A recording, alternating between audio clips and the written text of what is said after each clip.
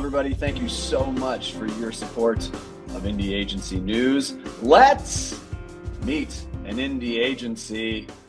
You guys hate it when we call it Beantown, don't you? I'm not a Boston person. I've only been here 8 years, which I think doesn't give me enough time in seat to be able to make that Are you judgment. sure? I mean, Yeah. I would think five. I mean, I think most cities you're there for 8 years. You're like you're a local. I think here either you were born here, or you were raised here, or you're not from here. so I've been in Portland, Oregon, almost 33 years.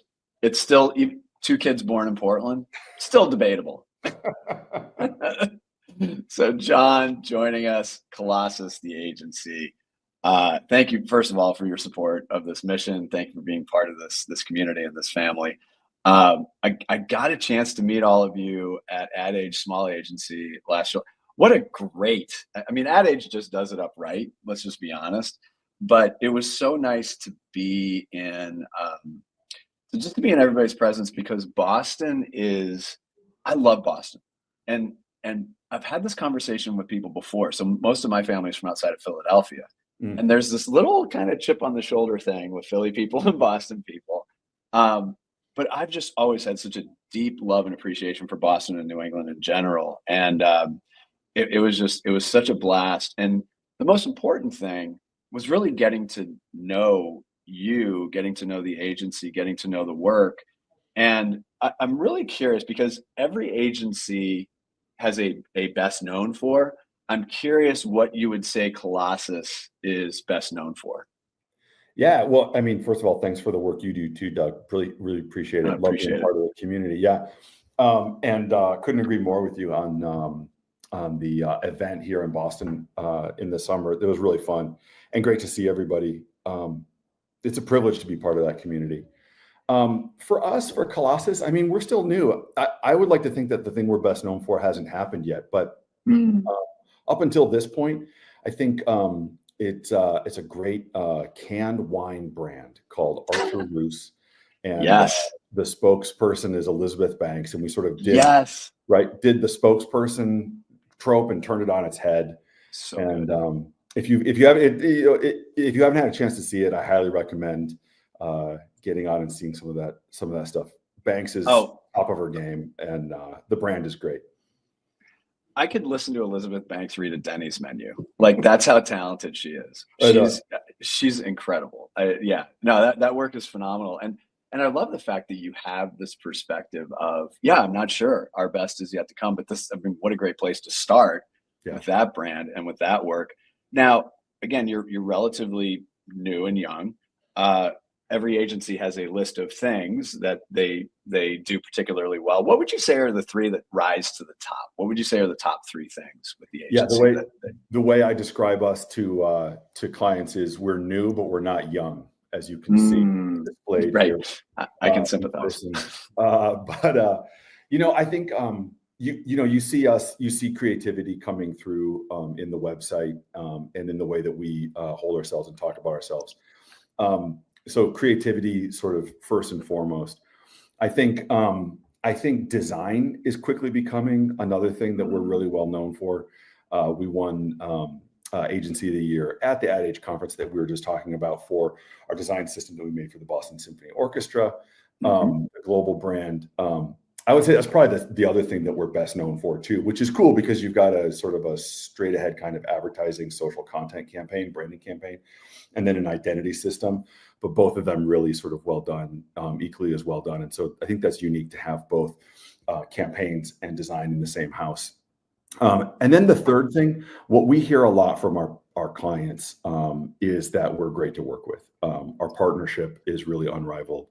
And that's one of those things that's really easy to say and hard to prove, especially in a pitch scenario. But it's something we pride ourselves on, and our clients see it. Yeah, no, and going back to that Boston Symphony work, what I found really interesting was that you created the system, but it wasn't just for the symphony, it was for Tanglewood, it was for what else? Pops. And Symphony Hall. Those are iconic, and so to be able to unify that in a way that's really interesting, I mean, it's fantastic work. Let's talk about being. It's I mean, off the charts amazing. And you know what? I look at like what Lafayette American did with Toledo Art Museum. Yeah. So are you holding the history of it, but making it new and fresh? And I just absolutely nailed it. So let's talk about being independent. Why is it so important for the agency to be independent? So, I mean, I think a lot of founders of indie agencies will sort of feel this, what I'm about to say, and a lot of this stuff is right from our sort of pitch presentation. But you get to a certain point in a network agency or in a larger agency, you get into your career, you get to a certain level, and what we found is that instead of being in the trenches with the clients in the work, solving business problems with creativity, which is what we got into this business to do. You ended up really spending more time trading Excel spreadsheets with a CFO in Paris, and it's like, well, I don't know, that's not exactly what I had in mind for this. And so, I'm not going to sort of big agency bash, but we all sort of know the struggles that big agencies have that are just part of who they are. I mean, there's nothing they can do about that. A bureaucracy is a bureaucracy. And so we just wanted to flatten it. We wanted to get into the work. We wanted to be able to pitch work that we then specifically worked with our clients to make great, not sort of parachute into a pitch and then disappear, not kind of jump into a meeting when it's a crisis moment with a client, but along the way so that you don't get to the crisis moment, and create partnerships. And we talked about partnership already, but we are also able to be picky with the kind of brands that we work with. And so we've got these partners that they truly are partners. They care about us as much as we care about them. And you can feel it both ways. And you just make such better work together and better lives together, honestly, outside of advertising as well. No, it makes a lot of sense. And you're right. I mean, listen, I did a lap at IPG, so I get it. Yep. And it's Le French CFO, not the. Yeah, exactly. Le Chef de Finance or something. I don't know. I got a French minor. I don't remember what it would be. I'm sure Yannick Bolloré will correct me on it. Yeah. All right. This one, I love this question because you can be concise about this, but also at the same time, it requires some level of contextualization. What's the main reason a brand should work with you in the agency? We already talked about partnerships, so I won't sort of, dwell on that one, but that's a big one. The other one is creativity. I mean, I think what we say a lot of times is, I think sometimes marketers will see creativity and they'll say like, hey, that's nice. If you can do the message and make it sort of creative, that's like a cherry on top. That's nice. But what we would say is, no. The creativity is what makes you feel something. It what makes you laugh or cry or, have an insight or a realization that you didn't before, and make you want to share that with a friend or share that with somebody that you care about, or internalize it or act on it. And that is the meat of the meal. That's not the dessert or the cherry. That's the whole meal. If you're not doing that, then why are you spending media dollars or production dollars or agency compensation dollars in order to put communications out in the world? So to us, creativity is a business tool. It's one of the few levers of business that are just completely recyclable, and you can keep going if you do it right. If you keep the creative minds fed, there's no limit to it.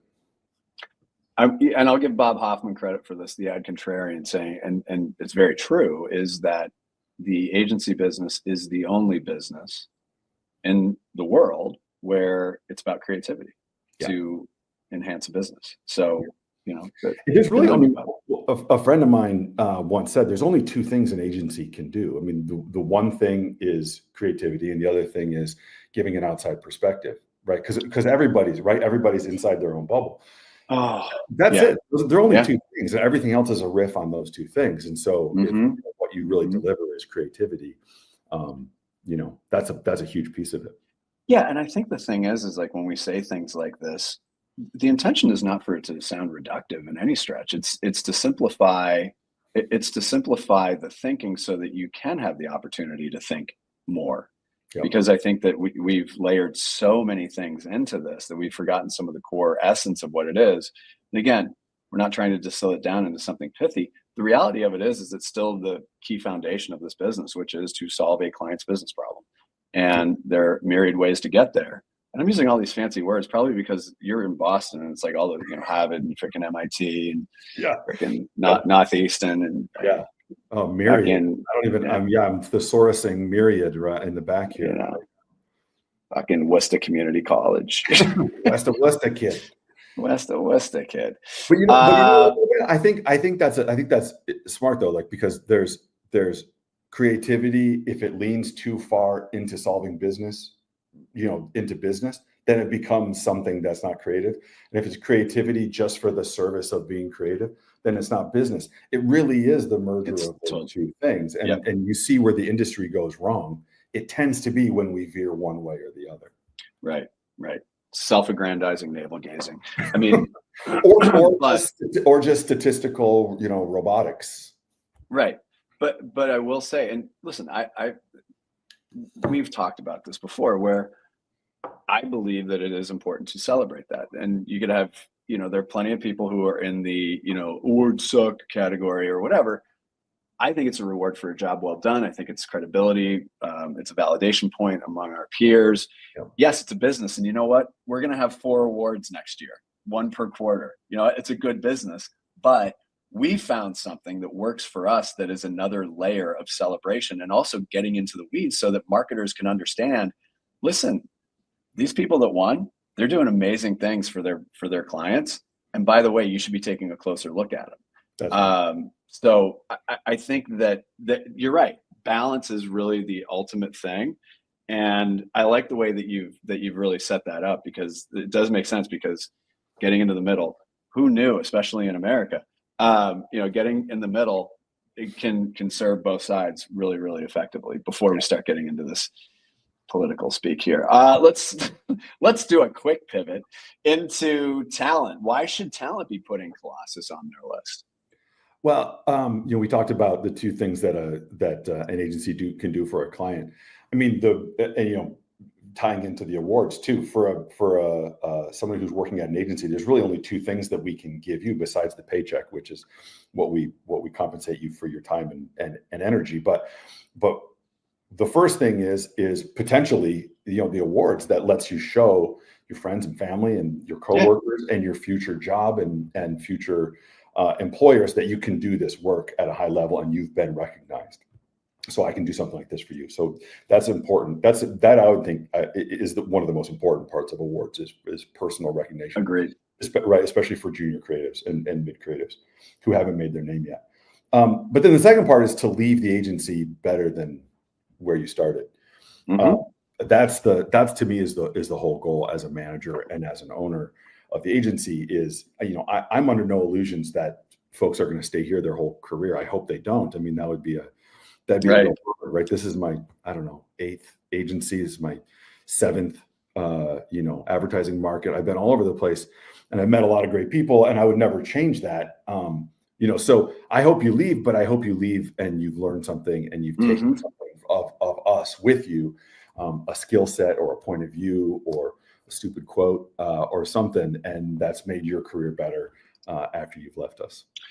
Yeah. And I like that perspective a lot. You sound like a DJ. I've been in 7 markets in 1 year. Yeah, right. Exactly. Right. But we've all done a lap around corporate land. And I will say that Martin Agency, one of the things that, that I really did like was former CEO Krista Cavallo said, to your point, I'm under no illusions that people are going to hang here. If they do, cool. If not, I want it to be the best experience that they've had and that they can move on. This is a new question that we've thrown into the mix. Do you consider yourselves weirdos, misfits, or underdogs? I like it. I like that there's no context into what those things are. It's just it's a Rorschach test. It's I self-identify what those things are. That's an easy one, honestly. We're underdogs. I literally was just, it's one of our values. We have 4 values. And so one of them is underdog mentality. I love that one. I think there's, when I was coming up at Crispin, we talked about this before, but we really took a playbook, play out of the Challenger brand playbook, and then back in the day, Shy It and all those guys, like a brilliant playbook that still works today. And so the whole idea of an underdog, I think, is amazing. What I also like about it, though, is that so I've worked all over the country, a lot in the West Coast, LA and San Francisco, and then in Boulder for a lot of years, and never up in the Northeast, though. And so whenever I would talk about underdog at previous agencies out in the West, a lot of people in the room would get it. The West Coasters would get it, and the people in the middle would get it.